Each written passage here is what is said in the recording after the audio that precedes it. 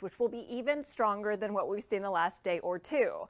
Fire danger forecast in red, extreme, in orange, very high. Bottom line, until we get rain, it's just not going to get better. What I will say, though, is look, those breezy winds have turned almost calm tonight, and that's going to mean a chilly night. This morning, some of you woke up in the lowest lying valleys in the hill country to a brief freeze. Wouldn't shock me to see more 30s early tomorrow. 63 outside right now in Austin after that high of 79. Some of the coolest spots, look at Florence, already down to 49 degrees, and we typically won't see temperatures bottom out until right around sunrise. High pressure now in the Gulf of Mexico, clear skies across the Lone Star State.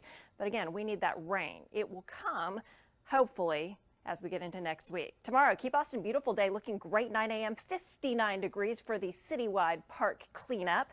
Hour by hour forecast takes you all the way up to 87 with sunshine by afternoon. Turning breezy, though, south winds 10 to 20 by late in the day. Second half of the weekend, also 87, but it'll have a different feel. Sunday's windier. It's also a little bit more humid, which means for those of you running the Cap 10K, it won't be horrible. We'll have a little bit more cloud cover, a southerly breeze, warmer temperatures, too, right around 65 at the start of the race. That paves the way to a multi-day severe weather threat Monday, Tuesday, and Wednesday. As I zoom in here, the Storm Prediction Center has dropped the zone of possible severe storms to include our area. At this point, I think the first chance of severe thunderstorms might be late evening on Monday into early Tuesday. The second and higher chance will be Tuesday evening and through early Wednesday morning when everything moves out. That's going to be with a cold front pushing through. Now, the good news is we need rain. The bad news is it may come at a severe weather risk cost. And unfortunately, computer models are not necessarily in agreement that we get much. This one's showing about 3/4 of an inch, but this one is showing hardly anything at all. It's all contingent on whether the dry line that kicks off storms manages to bring us anything in. Here's Monday night, and you can see the heaviest to our north. This is just one computer model to give you an idea. Okay, here's Tuesday. We look toward. Hello, hello. We got the Skippy Skip. And Ewok's actually here too. You want to come up, Ewok, and say hi? You want to come join the party? Please let me know, guys. I know it's late, first of all, but let me know if the echo thing is still going on. I know last week we had some issues with, or not last week, big boy. The other day we had some issues with audio. So I restarted it in a different mode, and I don't know if that fixed it or not. So if you can chime in and let me know, am I echoing or am I just fine? I would appreciate it. Meantime, hope you guys are doing well. It's finally the weekend. I'm so excited. The boys are excited. We are the only ones awake. The whole family's asleep right now. So it's just you and us and all that. Oh, Michael, thank you so much. I'm glad that you can hear it just fine. That is excellent. Yeah, a couple of days ago, for whatever reason, I was in an echo chamber and the audio just was doing weird things. So I'm glad to know that it's just fine. Oh, by the way, those of you who know that I love celebrating national holidays, I'm going to have to read this because I want to get it exactly right. I don't want to mess it up. The holidays that I celebrate are always food-related holidays, but I just about died laughing when I read one of the holidays that I think you might want to know about. Well, no, maybe you probably wouldn't want to know about. But anyway, April 8th, which granted, I know it's past 1 a.m., but April 8th was Dog Farting Awareness Day. I kid you not, it's right here. It's right here in the list of holidays. Dog Farting Awareness Day. I don't even know what to say. But anyway, it is a legitimate thing. By the way, April 9th, which, you know, obviously is here, I don't see any dog-related holidays, but it is National Unicorn Day. So there you have it. All right, let's talk about the weather, shall we? Hope you guys are doing great. I know it's late, but hey, better late than never. Boys are getting some good FaceTime, aren't you? Yes, you are. I've got Skippy sitting in my lap, so that's why he's able to be all the way in the frame of the camera tonight. All right, so here is your weather update as we look ahead to a weekend which will be warm. Right now it's actually kind of chilly outside. We do have another red flag warning which will be in effect. On Sunday, we're going to see increasing humidity, a little bit more cloud cover, And then next week, Monday, Tuesday, and Wednesday, we will be dodging at least the chance of some showers and some storms each day. Most likely time for severe thunderstorms, I think, will probably be Tuesday evening into Tuesday night. Ken, what's up? Thanks for checking in so late. I never know how many people are going to be up at dark 30 in the middle of the night. All right, checking in on radar. Now, you're probably going to say, what is that green right over here? Trust me, it is totally clear. It is dry as a bone. So that is just an artifact of the radar. It is not actual precipitation. But temperatures are chilly. Look at Georgetown. You are at 44 degrees already. There are going to be pockets that do indeed fall into the 30s by morning. Keon, what's going on? You say, here we go, bring it. Yep, you are so keen on figuring out this whole severe thunderstorm threat, and we will go through that for you. These boys are all licky. How are you? I know I don't spend nearly enough time loving on you. Up north in the Panhandle, it's 44 in Amarillo, 62 in Brownsville, and in case you're wondering, high pressure is over the Gulf of Mexico tonight. All right, so for temperatures, we topped out at 79 degrees at Camp Mabry, which is spot on average. The records, by the way, a couple of years ago, 95 in 2020. Ricky, hi, how's it going in Tennessee? Hope you're doing great. Allergy report, not good news. The oak pollen for the last several days has been over 6,000 grains per cubic meter. Hackberry, meanwhile, mulberry, other trees, all rounding things out in the moderate range. And we've got low ash, pecan, grass, and mold. All right, so now let's talk about what we need, and that is rain. Oh, and you know what, because it's so late, all of the graphics at a certain point reset. So we haven't had much rain. Let's pretend that we just don't have any rain. No, it's because it's after 1 a.m. when I'm doing this. I think if I do it after midnight, I've got it set, kind of tricking the computer into thinking it's still the previous day. Once we get after 1 a.m., all bets are off. Fire situation, we have been fortunate. We haven't had anything big pop up over our area lately, but we're going to see the winds pick up even more on your Saturday. So another red flag warning in effect, critical fire danger this weekend. Area-wide for your Saturday from noon until 8 p.m. for most of our area and to our east until 7 p.m. Another red flag warning. By now, we've talked about this so many times. Charles, what's going on? My fellow Cat 10K runner. Strong winds, low relative humidity. So if a fire starts, it will rapidly spread. All right, here is that fire danger forecast. And anytime you see in my banners a day name, just know that because it's 1 a.m., the days will be off by 1 day. But this Saturday is correct because I hand plotted that. So anything I've hand plotted will appear correct. Anything that is not hand plotted, not so much. So as we take a look, yeah, the Howdy Honda flag is waving gently in the breeze, but overall winds have been pretty light so far through the overnight, and that's allowing temperatures to drop. Even in Austin, we're sitting at 53 degrees. When I was out coming home from work, I went, it's actually a little chilly out there. So here's where temperatures stand right now. In general, we are watching a change from a northeasterly wind and then down to our south, a bit of a southerly wind. So in general, we've got light winds, but we will see a southerly wind take over as we head into the upcoming weekend. And southerly winds are warm winds. So the high pressure right now is anchored right down just to the east of Brownsville. And around it, we have winds that do this. So through the rest of the day, rest of the night, we will watch those winds shift from northwest where they have been back around the south for tomorrow, as this area of high pressure is going to make its way a little farther toward the east. And in turn, when it does that, we'll watch the winds pick up out of the south, and that will warm things up. All right. Hey, guess where I'm going to be in a few hours? Not a few hours, 9 a.m. Keep Austin beautiful day.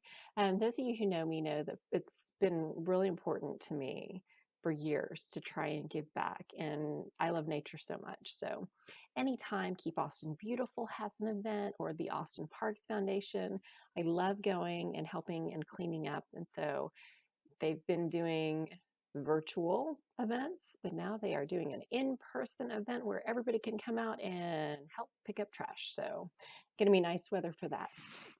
Through the afternoon, temperatures are going to warm pretty quickly. High about 4 o'clock in the afternoon up to 87 degrees, keeping in mind it's going to be windy by afternoon. So light winds in the morning, about 5 miles per hour, but quickly increasing winds to 10 to 20 by late day.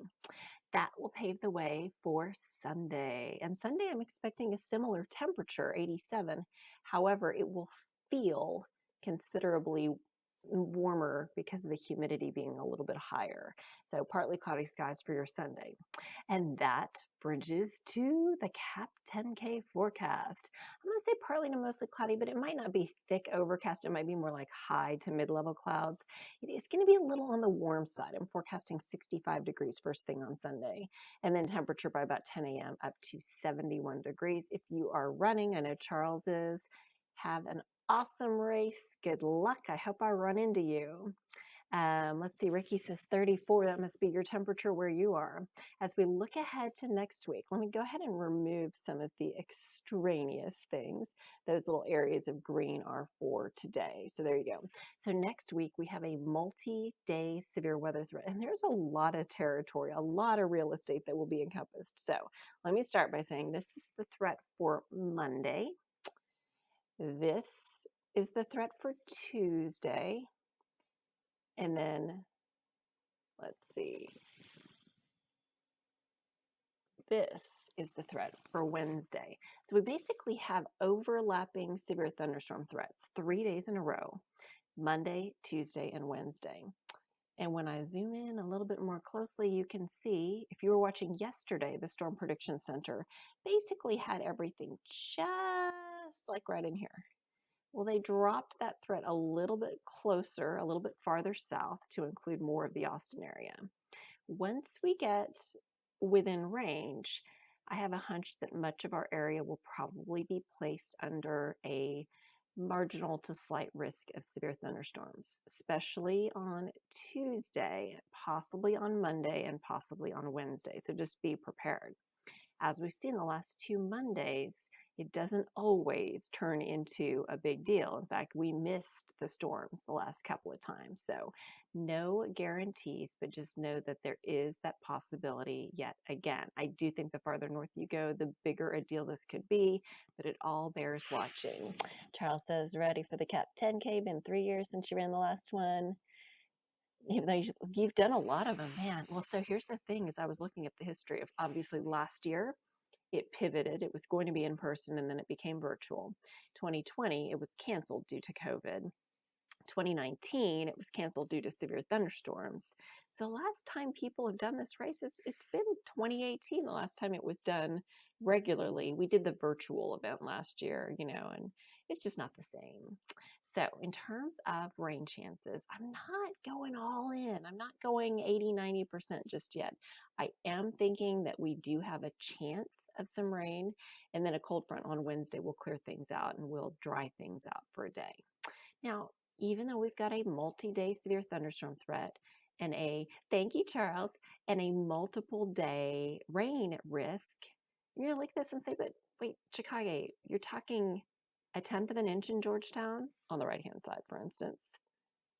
Over the next week, wait, you're only looking at 3/4 of an inch in Burnett and Llano on the left-hand side.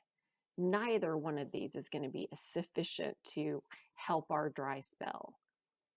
And obviously, neither one of these really screams it's going to be a big, crazy, severe weather outbreak either, because it's kind of hard to get severe thunderstorms but get hardly any rain. So what does this mean? It probably means that we're not in a it's going to happen mode. It will be a it might happen mode. So those are always the trickiest solutions. Kevin, how you doing? The boys are great. I've got one right behind me, it's cuddled up, and I've got one right beside me on the floor. All right, so let's take a closer look. This, just for your reference, is the GFS computer model. It's the one that on that previous graphic was the left-hand side showing the slightly heavier totals, the 3/4 of an inch totals. So I think we're going to be dry until late on Monday. In this particular situation, we've got some nasty storms that might flare up just to our north. Then timing about 10:30. Again, everything's pretty generic given that we're still several days out. But in general, what I'm expecting will probably happen is that we're going to have a dry line that'll set up somewhere out west. And that dry line is the dividing line between the warm, humid air and the hot, dry air. So let me see if I can find my words for you. I always like telestrating, it's fun. Now maybe my words are way down here. Oh, there they are. I'm planning on organizing these a bit better at some point. So anyway, here's the setup. We'll have humid air across central Texas and toward the southeast, and we'll have super dry air out to the west. And so the line that divides those is the dry line, and it can be an instigator of storms. So worth noting, we're going to have plentiful Gulf of Mexico moisture that's going to be bringing in the humidity. So in order to get thunderstorms, you have to have, good night, Ricky, thanks for staying up late.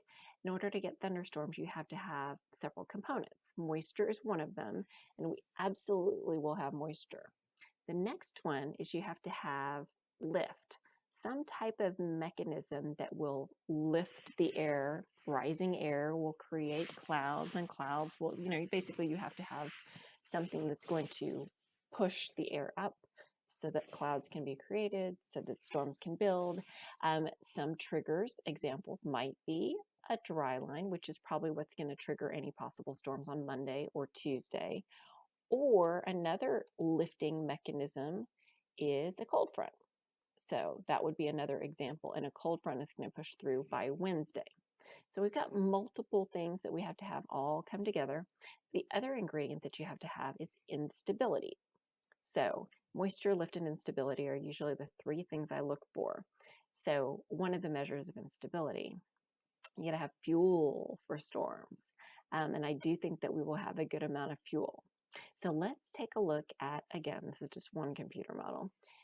Tuesday, waking up in the morning, pretty quiet. And then by the time we reach Tuesday evening, you might notice that that dry line, remember the line that separates the dry air and the less humid air, and the humid air, I should say, that dry line might actually be a little closer.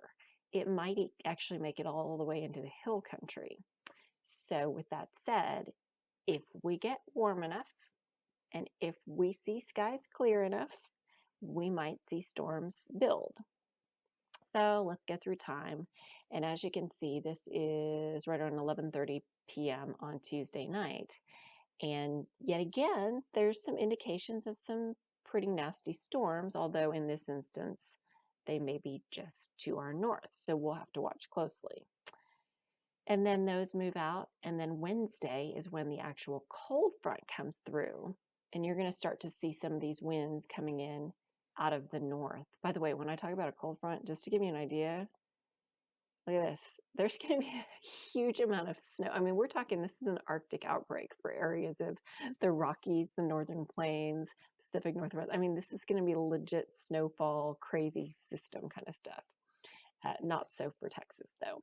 So anyway, when the cold front comes through, it will basically push out the humid and warm air, and that will shut off our rain chances. So by about 1 o'clock in the afternoon, we're starting to see here winds more out of the west, and then toward the south and east, we still have winds coming in out of the Gulf. And as that front pushes through, then it's going to basically whisk away the rain chances along with it. So if we want to get that rain, we're going to try really hard to make it happen sometime between Monday evening and Wednesday morning, possibly with some storms that could turn nasty. And computer models at this point, we're still too far away to have like really good high-res data. So starting tomorrow, some things will start to become a little bit more clear, but it really probably won't be until Sunday that we're within solid range of being able to really grasp what we're looking at in terms of the storm threats and that kind of thing. By the way, all of these days are offset by 1 day just because it's after 1 a.m. But the general theme will be the highest potential for rain will be to the north and east, and the least rain probably going to be in the areas that need it the most, that are dealing with the biggest issues in terms of drought conditions. Speaking of which, you can see extreme drought over much of the hill country. Temperature-wise, we may actually see a cooler stint. Oh, it's after 1 a.m., so it's not plotting. But I tell you what, the outlook is actually cooler for temperatures as we head through April 17th through the 23rd. Normally, this would actually plot that for you. But again, it's after 1 a.m. And so some of the auto plots just aren't doing their thing.